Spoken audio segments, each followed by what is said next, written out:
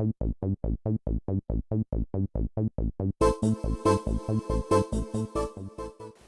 everyone, Jarrod Nickel, Executive Director for ProjectCoe.com here, and our holiday review coverage continues with a look at Saints Row 2 for the Xbox 360 and PlayStation 3. Saints Row 2 starts off a couple years after the events of the first one, and I don't want to spoil the story, even though it's not exactly an epic here or anything, but needless to say, something happened at the end of Saints Row 1 where you're basically in a jail hospital, and you break out within a few minutes, and you find out that the Saints are no longer in control of Stillwater. So what's a good gangster to do but take it all back? Okay, first thing I got to mention here is you can't talk about a Sandbox game without bringing up the Grand Theft Auto series. Forget what you will about the series.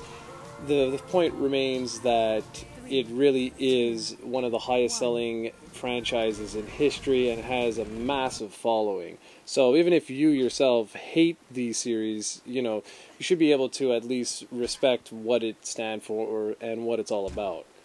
With that said, GTA 4 was quite remarkable in its ability to actually tell a compelling story within a Sandbox game.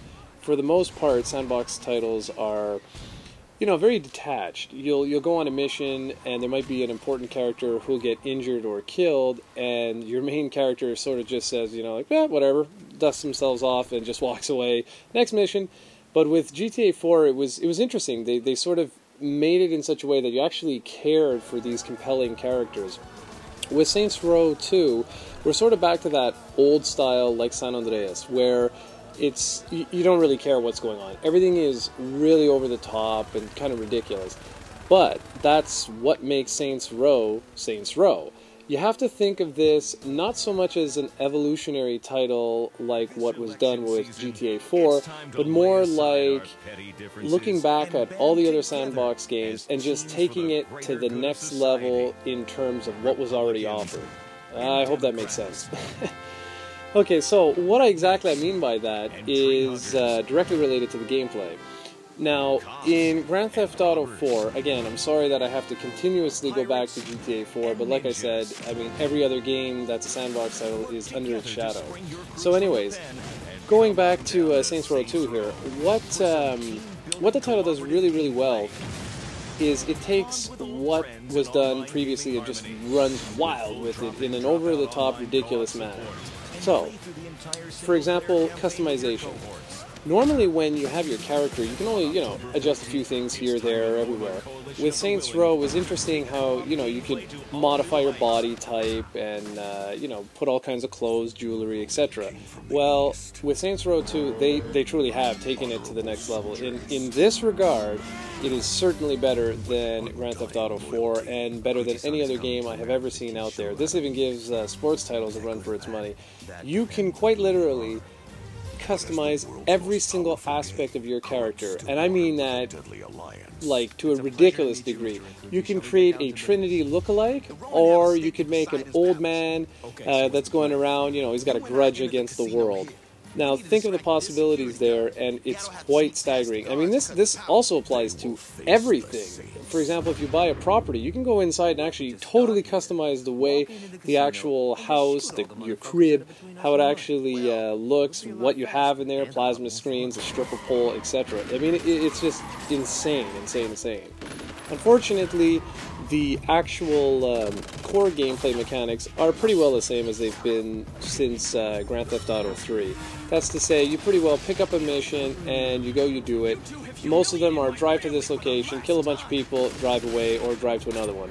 Now, Volition did a really good job of, trying to mix and match missions so that they're not always the exact same thing. But let's face it, with Sandbox games, over time, it's going to get repetitive pretty well no matter what you do. But I do have to hand it to these guys that even though they're, it does get a little bit repetitive, sure you have 3 different gangs that you can take out, but the truth of the matter is that they were able to do this in such a way that it's actually compelling, it's actually fun and interesting, even though, like I say, it does get a little bit repetitive. Now, anyways, one way that they sort of, I don't know, maybe drop the ball a little bit is the way you actually progress. Now, in Grand Theft Auto, you simply take one mission to the next mission to the next mission to the next mission, and all the side quest stuff is just that, side quests. You don't actually have to, play it if you don't want to. With Saints Row, though, you do. And the way this works is you have to get respect. And the way you do this is you do all these different side missions and activities that are scattered throughout Stillwater. These things range from, your typical, like mayhem, go kill a whole bunch of people as fast as you can, to street races, to a D-value property. This thing is sick. Basically, you get a sanitation truck and you spray crap, actual feces, all over buildings in order to deface the property so that the property value comes down for people. I mean, again, the game doesn't take itself seriously, and that's great because, in my opinion, it makes it a better experience.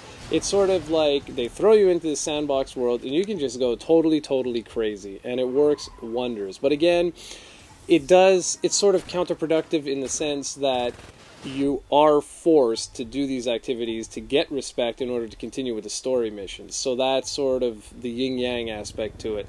Yes, you are thrown in this world. Yes, you do have millions of options, and it does feel like you're totally free to do whatever you want in this over-the-top universe, but at the same time, it's kind of constricting because of the way it's set up. Now, more good news for you is that the controls are super tight. Just like in Saints Row 1, there's no lock-on mechanic whatsoever, which means everything's is manual aiming, which gives you absolute precision, and that's exactly what you need in a type of game like this. Actually, can't really complain about anything to do with the controls.